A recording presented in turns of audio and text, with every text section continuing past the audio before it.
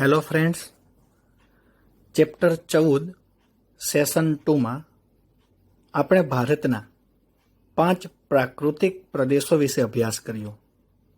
અંતે આ 5 પ્રાકૃતિક પ્રદેશોની કંઈક વિશેષતાઓ છે. અમુક પ્રદેશો જળ સંસાધનથી સમૃદ્ધ છે, તો અમુક પ્રદેશો ખનિજોથી સમૃદ્ધ છે. તો એવા જ એક મુદ્દો એટલે કે ખડક, એના વિશે આજથી આપણે અભ્યાસ કરીશું. ખડક કોને કહેવાય? તો એક કે તેથી વધુ ખનિજોના બનેલા, શબ્દો યાદ રાખીશું મિત્રો. ખનિજ, એક કે એકથી વધારે ખનિજો સંગઠિત થઈ એટલે કે ભેગી થઈ અને એક ખડક બનાવે છે. એક જે પદાર્થ બને તેને ખડક કહેવાય છે. એટલે કે ખનિજો જેમાંથી આપણને મળે છે ને તે એટલે ખડક, આમ પણ કહી શકાય. તો એની વ્યાખ્યા છે, એક કે તેથી વધુ ખનિજોના બનેલા સંગઠિત પદાર્થને ખડક તરીકે ઓળખવામાં આવે છે. આ ખડકો છે એ જુદા જુદા પ્રકારના હોય છે. ખડક નક્કર અથવા મૃદુ પણ હોઈ શકે, છિદ્રાળુ અને અછિદ્રાળુ તથા વજનમાં ભારે અને હલકા પણ હોઈ શકે. આવા 6 પ્રકારના ખડકો એ ભારતમાં જોવા મળે છે. વિવિધ પ્રક્રિયાઓના કારણે જુદા જુદા ખડકોનું નિર્માણ થાય છે. ખડકો પણ એક પ્રકારના નથી હોતા. વિવિધ પ્રક્રિયાઓ દ્વારા નિર્માણ થતા ખડકો અલગ અલગ પ્રકારના હોય છે. જોઈએ, નિર્માણ પ્રક્રિયાને આધારે ખડકોના 3 વિભાગો પડે છે. યાદ રાખીશું ખડકોના કેટલા પ્રકાર છે? તો 3. પહેલું છે આગ્નેય ખડકો, બીજું પ્રસ્તર ખડકો અને ત્રીજું રૂપાંતરિત ખડક. આવા 3 પ્રકારના ખડકો જોવા મળે છે. યાદ રાખીશું નામ: આગ્નેય ખડકો, પ્રસ્તર ખડકો અને રૂપાંતરિત ખડક. પહેલું જ ખડક છે. હવે આ ખડકોના 3 પ્રકાર છે મિત્રો. આ 3 પ્રકારોને પણ હજુ પેટા પ્રકારમાં વિભાજિત કરવામાં આવે છે, જેને આપણે એક ચાર્ટ દ્વારા સમજીએ. ખડકના કેટલા પ્રકાર છે? 3, જે આપણે ભણ્યા. પહેલું આગ્નેય ખડક, બીજું પ્રસ્તર ખડક, ત્રીજું રૂપાંતરિત ખડક. પહેલું છે આગ્નેય ખડક. આગ્નેય ખડકના પણ 2 પ્રકાર પડે છે. એનો પહેલો શબ્દ શું છે? અ. તો નામ ત્યાંથી જ, આંતરિક અને બાહ્ય. આંતરિક એટલે અંદર અને બાહ્ય એટલે બહાર. આ ખડક અંદર અને બહાર બંને જગ્યાએ તૈયાર થાય છે. એમાં આંતરિકના પણ પાછા 2 પ્રકાર પડે. એનો પણ પહેલો શબ્દ અ એટલે કે અંતસ્થ અને મધ્યસ્થ. જ્યારે બાહ્ય સ્વરૂપે જે આગ્નેય ખડક છે એ જ્વાળામુખીય પ્રક્રિયાથી બને છે, એટલે એને બાહ્ય ખડક કહેવાય. ફરી એક વખત, ખડકોના 3 પ્રકાર. એમાં પહેલો પ્રકાર આગ્નેય ખડક. એના કેટલા પ્રકાર છે? 2, આંતરિક અને બાહ્ય. આંતરિકના પણ કેટલા પ્રકાર? 2, અંતસ્થ અને મધ્યસ્થ. અને બાહ્ય ખડક છે એનો 1 પ્રકાર છે, જ્વાળામુખીય ખડક. બીજો પ્રકાર છે પ્રસ્તર ખડક. પ્રસ્તર ખડકના 3 પ્રકાર છે મિત્રો. પહેલું છે ખડક પદાર્થ નિર્મિત, રાસાયણિક પદાર્થ નિર્મિત અને સેન્દ્રિય પદાર્થ નિર્મિત. અહીં યાદ રાખીશું, પહેલું અને છેલ્લું એટલે કે ખડક પદાર્થ નિર્મિત અને છેલ્લું એટલે સેન્દ્રિય પદાર્થ નિર્મિત. આ બંનેના પેટા પ્રકાર છે. તો ખડક પદાર્થ નિર્મિતના પણ કેટલા પ્રકાર પડે છે? 3. પહેલું રેતીના ખડક, બીજું માટીના ખડક અને ત્રીજું છે કોંગ્લોમરેટ, જેને આપણે માટી કહીએ છીએ, ચિનાઈ માટી, કે જે ચણતરમાં એમાં વપરાય છે. સેન્દ્રિય પદાર્થ નિર્મિત એના 2 પ્રકાર છે, ચૂના ખડક અને કાર્બનયુક્ત ખડક. તો આમ પ્રસ્તર ખડકના પણ 3 પ્રકાર અને તેના પેટા પ્રકારો વિશે અભ્યાસ કર્યો. છેલ્લે છે રૂપાંતરિત ખડક. રૂપાંતરિત ખડકના 2 પ્રકાર છે, સ્થાનિક રૂપાંતરિત અને પ્રાદેશિક રૂપાંતરિત.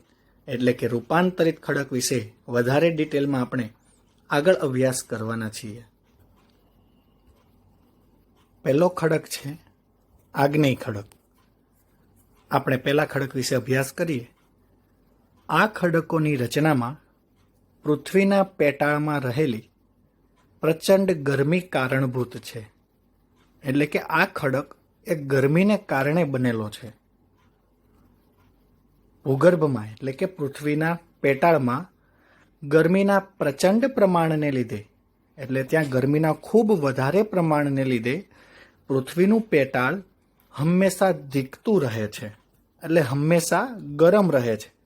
અને આથી અહીં રહેલા પદાર્થો એટલે કે પૃથ્વીના પેટાળમાં રહેલા પદાર્થો અર્ધપ્રવાહી સ્થિતિમાં હોય છે.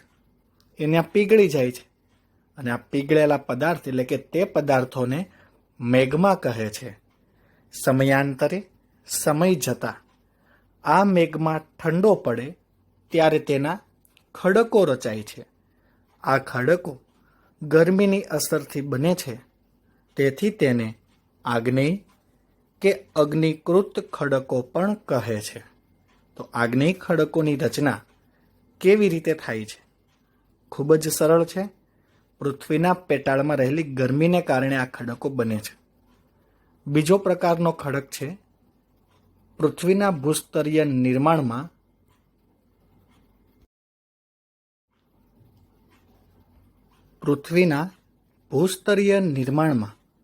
આવા ખડકો સર્વપ્રથમ નિર્માણ પામ્યા. તેથી તેમને પ્રાથમિક અથવા આદ્ય ખડકો પણ કહે છે. આગ્નેય ખડકો છે એ સૌ પ્રથમ બન્યા છે, એટલે એમનું બીજું નામ આપ્યું પ્રાથમિક ખડક અથવા આદ્ય ખડકો.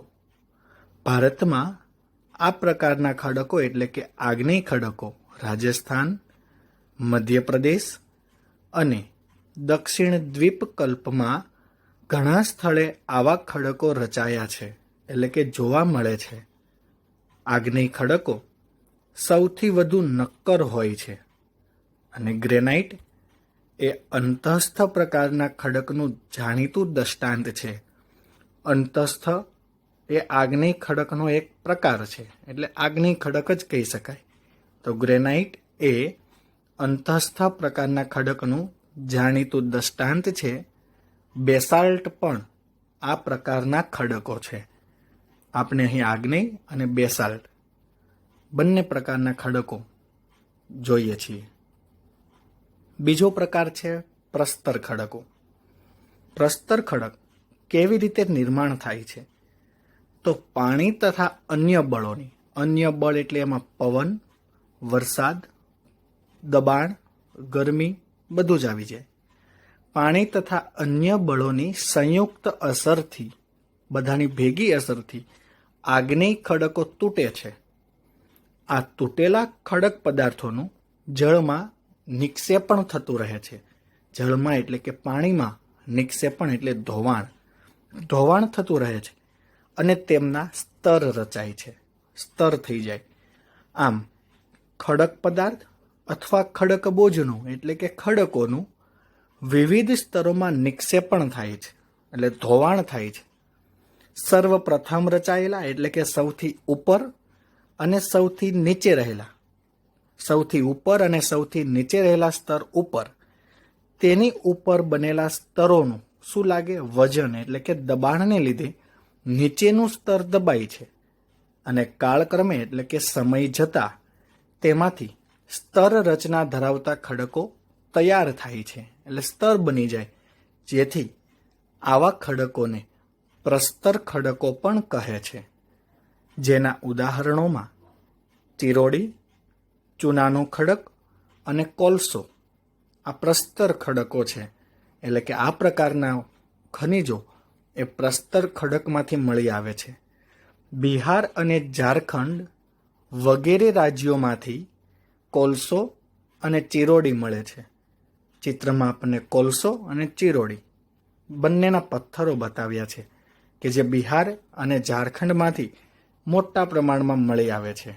અને ત્રીજો પ્રકાર છે રૂપાંતરિત ખડક. એમની રચના કેવી રીતે થાય? તો કેટલીક વિશિષ્ટ પરિસ્થિતિમાં મૂળ ખડકોનું સ્વરૂપ, બંધારણ અને ગુણધર્મો ત્રણેય વસ્તુઓ રૂપાંતરિત થઈ જાય છે, એટલે બદલાઈ જાય છે. હકીકતમાં ઊંચું તાપમાન અને ખડક સ્તરોનું વધુ દબાણ. મિત્રો, અહીં યાદ રાખવા જેવું છે, આગની ખડક શેનાથી બન્યા હતા? ગરમીથી. તો ઊંચું તાપમાન. અને પ્રસ્તર ખડક શેનાથી બન્યા હતા? દબાણથી. કે દબાણ આવ્યું એટલે સ્તર થઈ ગયા. તો અહીં ઊંચું તાપમાન અને ખડક સ્તરોનું દબાણ, એટલે બંનેની પરિસ્થિતિને કારણે આ બંને પરિબળોની સંયુક્ત અસરને લીધે આગ્નેય અને પ્રસ્તર ખડકો તદ્દન નવું સ્વરૂપ ધારણ કરે છે, એટલે એકદમ નવું સ્વરૂપ બનાવે છે. આ રીતે નવા રચાતા ખડકોને રૂપાંતરિત ખડકો કહે છે. રાજસ્થાનમાંથી મળી આવતા આરસપહાણ અને ક્વાર્ટઝાઇટ એટલે સફેદ પથ્થર તેના ઉત્તમ ઉદાહરણો છે. આ બંને જ વસ્તુ રાજસ્થાનમાંથી પુષ્કળ પ્રમાણમાં મળી આવે છે. તો અહીં આપણે 3 પ્રકારના ખડકો વિશે અભ્યાસ કર્યો. હવે આ ખડકમાંથી જે વસ્તુઓ મળી આવે છે તે એટલે ખનિજ, કે જેમનું ચોક્કસ રાસાયણિક બંધારણ હોય છે. મિત્રો, યાદ કરીએ, મેગ્નેશિયમ તો Mg એનું રાસાયણિક સૂત્ર છે. પાણી તો H2O. જેમ આગ્નેય ખડક, પ્રસ્તર ખડક અને રૂપાંતરિત ખડક જોયા, એમના કોઈ રાસાયણિક સૂત્ર હોતા નથી, પરંતુ ખનિજોના રાસાયણિક સૂત્રો હોય, એનું બંધારણ હોય છે. એટલે ખનિજનો અર્થ યાદ રાખીએ. કુદરતી કાર્બનિક કે અકાર્બનિક ક્રિયાથી, કાર્બનિક એટલે કાર્બન સાથે પ્રક્રિયા થાય અને અકાર્બનિક એટલે કાર્બન સિવાયના તત્વો સાથે. કાર્બનિક કે અકાર્બનિક ક્રિયાથી તૈયાર થતા અમુક ચોક્કસ રાસાયણિક બંધારણ ધરાવતા પદાર્થને ખનિજ તરીકે ઓળખવામાં આવે છે. જો અહીં કીધું કે આ તમામ પદાર્થોનું ચોક્કસ રાસાયણિક બંધારણ હોય છે, તેમને ખનિજ કહે છે. વ્યાખ્યા યાદ રાખીશું. ખનિજો પૃથ્વીની સપાટી પરથી કે પેટાળમાંથી ઘન, પ્રવાહી અને વાયુ સ્વરૂપે મળે છે. આમ ત્રણેય સ્વરૂપે મળી આવે છે. ખનિજો પૃથ્વીની સપાટીની ભૂસ્તરીય રચના પર આધાર રાખે છે કે જમીનનું બંધારણ કેવું છે. મિત્રો, બધી જ જગ્યાએથી સોનું મળી આવે છે? બધી જ જગ્યાએથી હીરા મળે છે? નહીં. કારણ તો તે પૃથ્વીની સપાટીની ભૂસ્તરીય રચના પર આધાર રાખે છે કે કેવી જમીન છે. તો લોખંડ, તાંબુ, જસત, સોનું, ચાંદી યાદ રાખીશું. લોખંડ, તાંબુ, જસત, સોનું, ચાંદી. તમને ચિત્રમાં લોખંડ દેખાય છે, પછી તાંબુ જેને આપણે કોપર કહીએ છીએ. મિત્રો, સૌથી વધારે તેનો ઉપયોગ વાયરમાં થાય છે. એસીની નળીઓ હોય, ફ્રીજની પાછળની નળીઓ હોય, તમામ જગ્યાએ કોપર વપરાય છે. પછી જસત, સોનું જે ગોલ્ડ, અને ચાંદી વગેરે ખનિજો આગ્નેય ખડકોમાંથી મળે છે. એટલે કે જ્યાં આગ્નેય પ્રકારના ખડકો છે ત્યાંથી આ ખનિજો મળી આવે છે. જ્યારે કોલસો, ખનિજ તેલ અને કુદરતી વાયુ એ પ્રસ્તર ખડકોમાંથી મળે છે. જ્યાં પ્રસ્તર ખડકો નિર્માણ પામ્યા છે ત્યાંથી આવી ખનિજો મળી આવે છે. અને સ્લેટ, આરસપહાણ અને હીરા જે રૂપાંતરિત ખડકોમાંથી મળે છે. સ્લેટ એટલે એક પ્રકારના પથ્થર છે કે જેમનો ઉપયોગ આપણે ઘરની છત બનાવવા માટે અને એવી અનેક જગ્યાએ કરીએ છીએ. તેનું સુશોભન પણ કરવામાં આવે છે. આરસપહાણ જે રાજસ્થાનમાંથી મળી આવે છે. અને હીરા જે રૂપાંતરિત ખડકમાંથી મળે છે, તે તમે ખડક સાથે ફોટો પણ આપણે જોઈએ છીએ કે જે હીરા મળે એવો રૂપાંતરિત ખડક પણ અહીં આપણને દેખાય છે.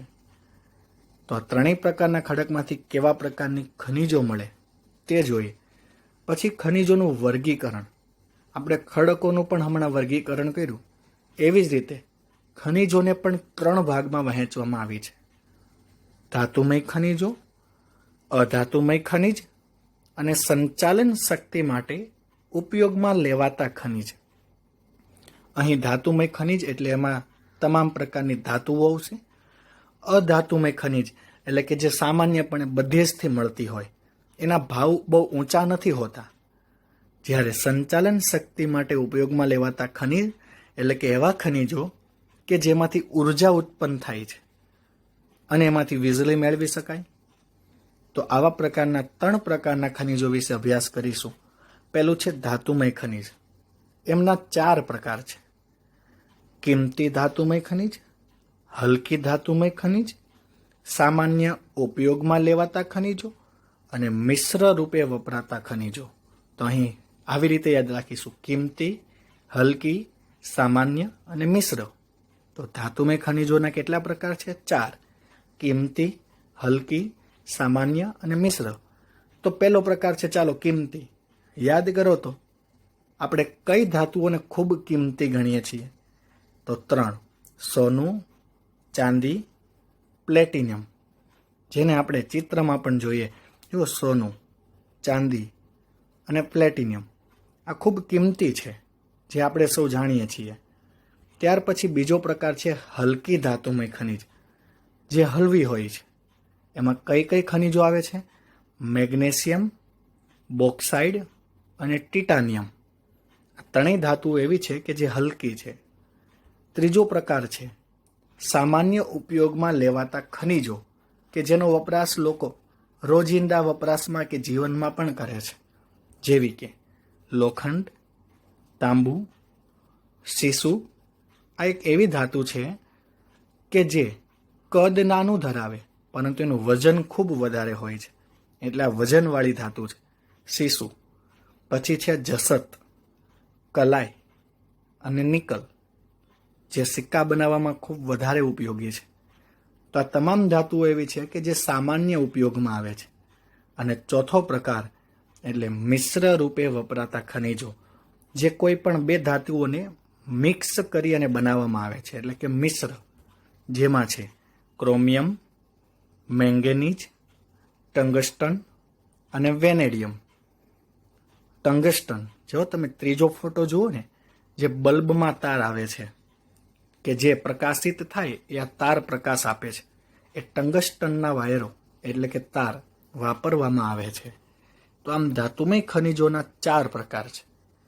પછી બીજો પ્રકાર એટલે કે અધાતુમય ખનિજો, જેમાં ખૂબ સામાન્ય અને કિંમતમાં પણ ઓછી હોય એવી ચૂનાના ખડક, ચોક, એસ્બેસ્ટોસ, અબરક, ફ્લોરસ્પાર, જીપ્સમ, સલ્ફર અને હીરા.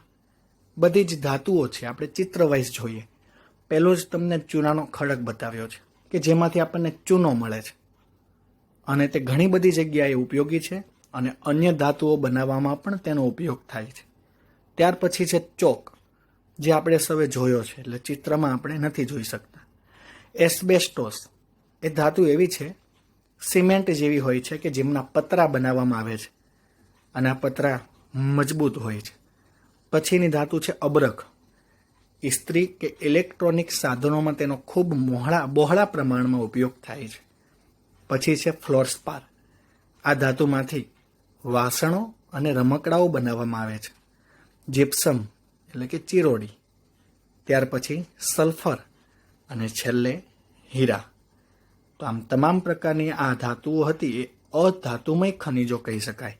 અને છેલ્લે સંચાલન શક્તિ માટે ઉપયોગમાં લેવાતા ખનિજ, એટલે કે જેમાંથી આપણને ઉર્જા મળે, તો એવી ખનિજો કોલસો, જેનું દહન થાય છે, ખનિજ તેલ, એમાં પેટ્રોલ, ડીઝલ, કેરોસીન, નેપ્થા, આનું પણ દહન કરી શકાય.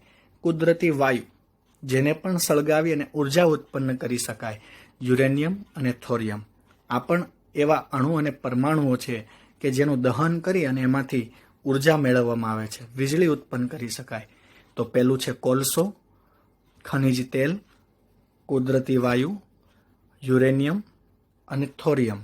થોરિયમની માટી એટલે કે એને ભૂકો છે, જે આપણે જોઈ શકીએ છીએ.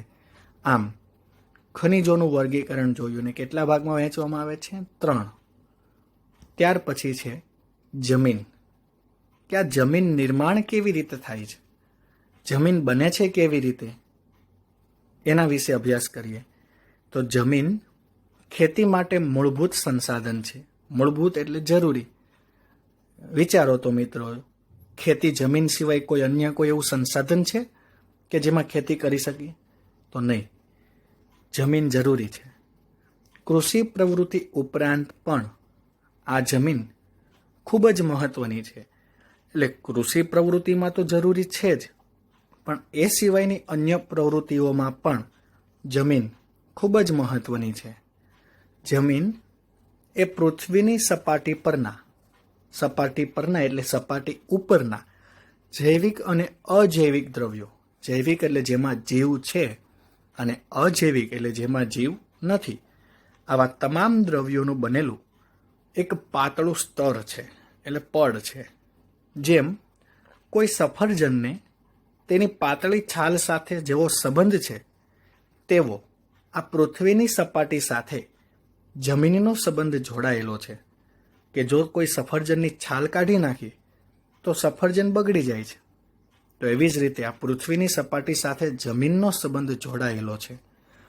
આમ જમીનનો અર્થ છે પૃથ્વીના પોપડાના ઉપરના પાતળા સ્તરને જમીન કહે છે. યાદ રાખીશું, પૃથ્વીના પોપડાના ઉપરના પાતળા સ્તરને જમીન કહે છે. ત્યાર પછી છે જમીન નિર્માણ. જમીન કેવી રીતે બને છે? જો એક પછી એક સ્ટેપ વાઇઝ એની પ્રક્રિયા છે, આપણે પ્રક્રિયા યાદ રાખીશું કે કેવી રીતે જમીનનું નિર્માણ થાય. જમીન એ ખડકોના ખવાણની ફલિત પેદાશ છે. ખડકોના ખવાણની એટલે ખડકોનું ખવાણ, ધોવાણ થતાં એનો ભૂકો થાય અને એમાંથી ફલિત થયેલી એટલે કે બનેલી પેદાશ છે. કેવી રીતે બને? તો ખડકોની સપાટીવાળા ભાગોનું તાપમાન, વરસાદ, હિમ, હવા, વનસ્પતિ અને જીવજંતુઓ, આવા 6 પરિબળોની અસરથી એનું ખવાણ થતાં ખડકોનો ભૂકો બને છે. ફરી એકવાર, ખડકોની સપાટીવાળા ભાગોનું તાપમાન, વરસાદ, હિમ, હવા, વનસ્પતિ અને જીવજંતુઓ વગેરે પરિબળોથી ખવાણ થતાં ખડકોનો ભૂકો બને છે. આ ખડકોનો ભૂકો થઈ અને આ ભૂકો એક ભૂમિ આવરણ તૈયાર કરે છે, એટલે એમનું નામ આપ્યું છે ભૂમિ આવરણ. ખડકોનો જે ભૂકો બને એને કહેવાય ભૂમિ આવરણ. આ ભૂમિ આવરણમાં શું હોય?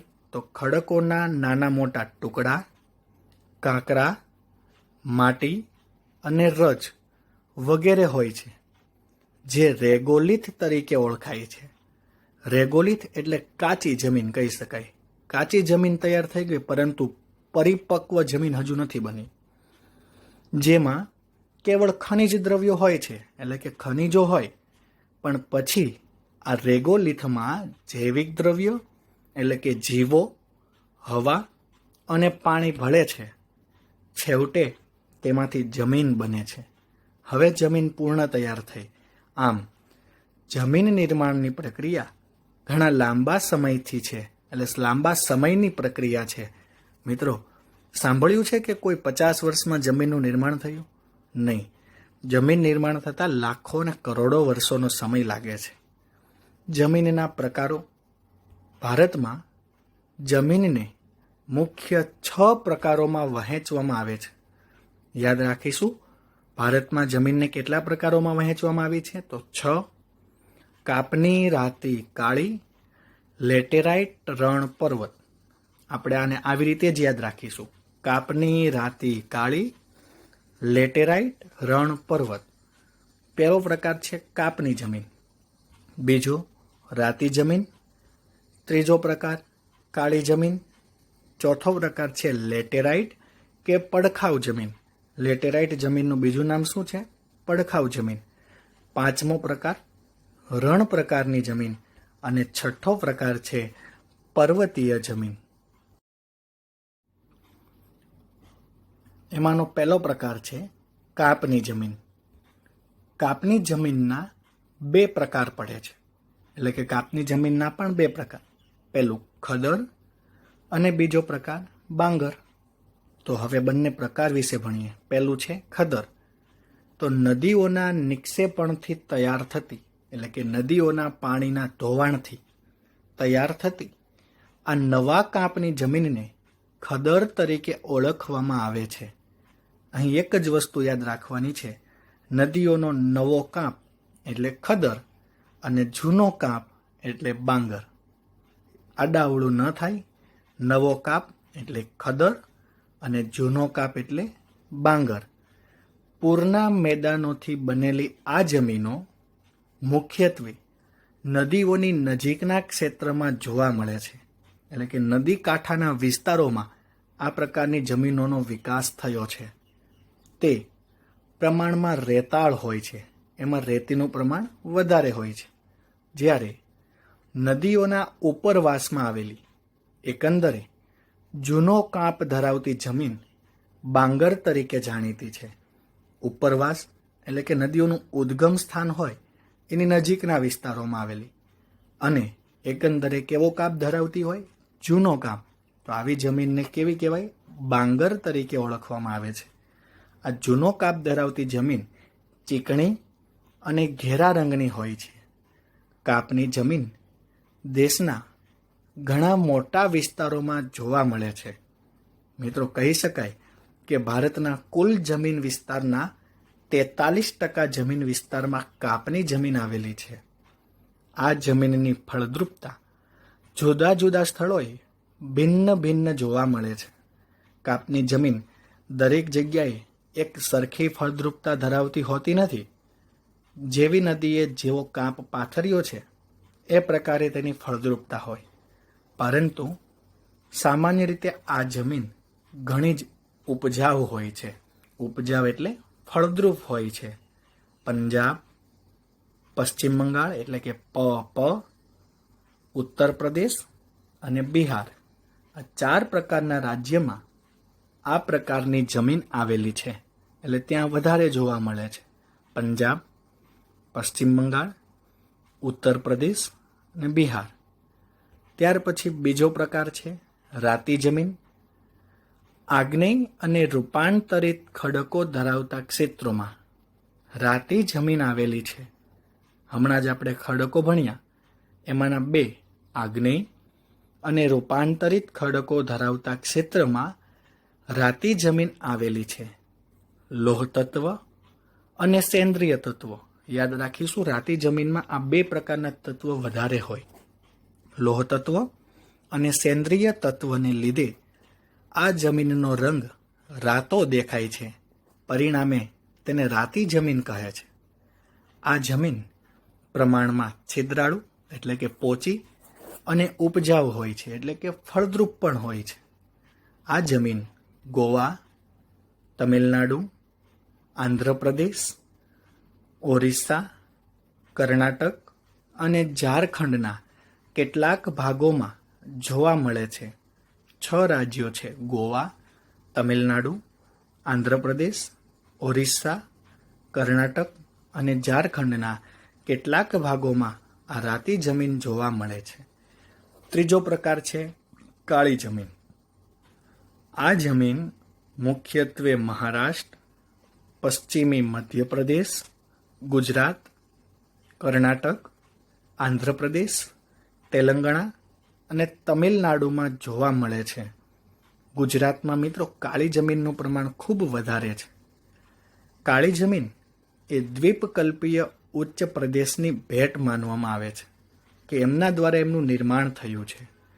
આ જમીન ચીકણી અને કસવાળી હોય છે. કસવાળી એટલે એમાં ફળદ્રુપતા વધારે હોય છે. તે લાંબા સમય સુધી ભેજ ગ્રહણ કરવાની ક્ષમતા ધરાવે છે. એટલે કે કાળી જમીનમાં ભેજ લાંબા સમય સુધી સંગ્રહવાની ક્ષમતા છે. એટલે જો તેને થોડા સમય પૂરતું પાણી ન મળે તો પણ આ જમીનમાં પાક ઉગાડી શકાય છે.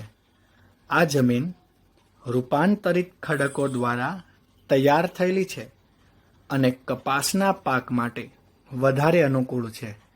તેથી તેને કપાસની કાળી જમીન તરીકે પણ ઓળખવામાં આવે છે. તો આ જમીનનું બીજું નામ આવ્યું કપાસની કાળી જમીન. અને આ જમીન રેગુરના નામે પણ ઓળખાય છે. તો કાળી જમીનના 3 નામ છે: કાળી જમીન કપાસના પાક માટે વધારે અનુકૂળ હોવાથી તેને કપાસની કાળી જમીન પણ કહે છે અને આ જમીન રેગુરના નામે પણ ઓળખાય છે. ચોથો પ્રકાર છે પડખાઉ જમીન કે લેટેરાઇટ જમીન. આ જમીન કેવી રીતે બને છે? તો વધુ વરસાદના કારણે જો વધારે વરસાદ પડે તો એના પાણીથી જમીનનું તીવ્ર ધોવાણ થાય. તો વધુ વરસાદના કારણે તીવ્ર ધોવાણના પરિણામ સ્વરૂપે પડખાઉ જમીન તૈયાર થાય છે.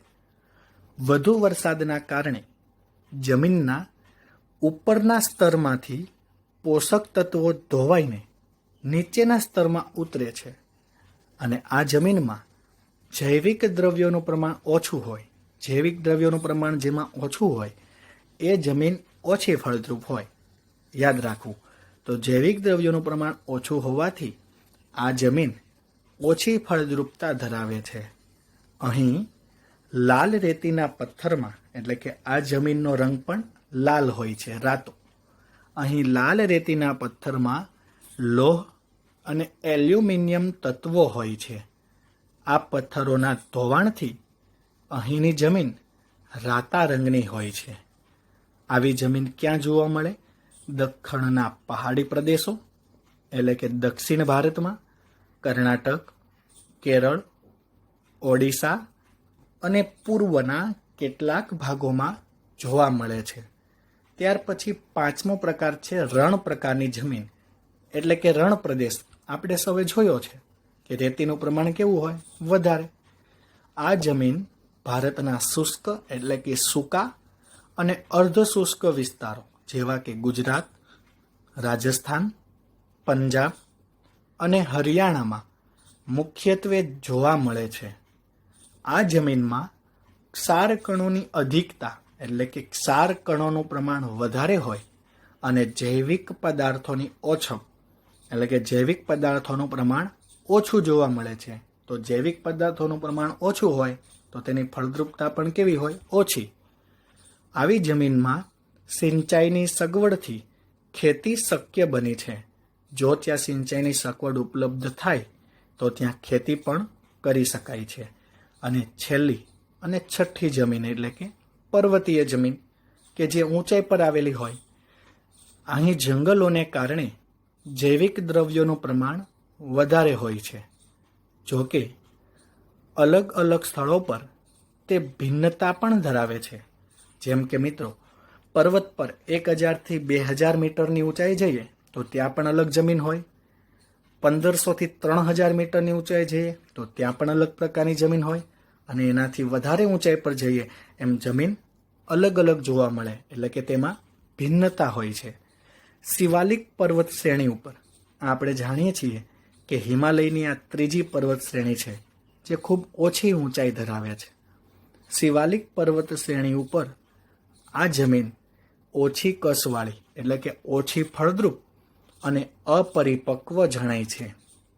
આ જમીન રેતાળ, છિદ્રાળુ અને જૈવિક દ્રવ્યના અભાવવાળી જોવા મળે છે. એટલે જૈવિક દ્રવ્યોનો અભાવ હોય તો એ જમીનની ફળદ્રુપતા ઓછી હોય. આવી જમીન દેશના પર્વતીય વિસ્તાર કે જ્યાં પર્વતોનું પ્રમાણ વધારે છે એવા સ્થળોએ જેવા કે મેઘાલય, અરુણાચલ પ્રદેશ, પૂર્વની પર્વત શ્રેણીઓ, ઉત્તરાખંડ, હિમાચલ પ્રદેશ તથા જમ્મુ કાશ્મીર રાજ્યમાં આવી જમીન જોવા મળે છે. Thank you. પહેલા કોણ નાવા જવાનું છે? પહેલા નાવા કોણ જવાનું છે? એ તો નો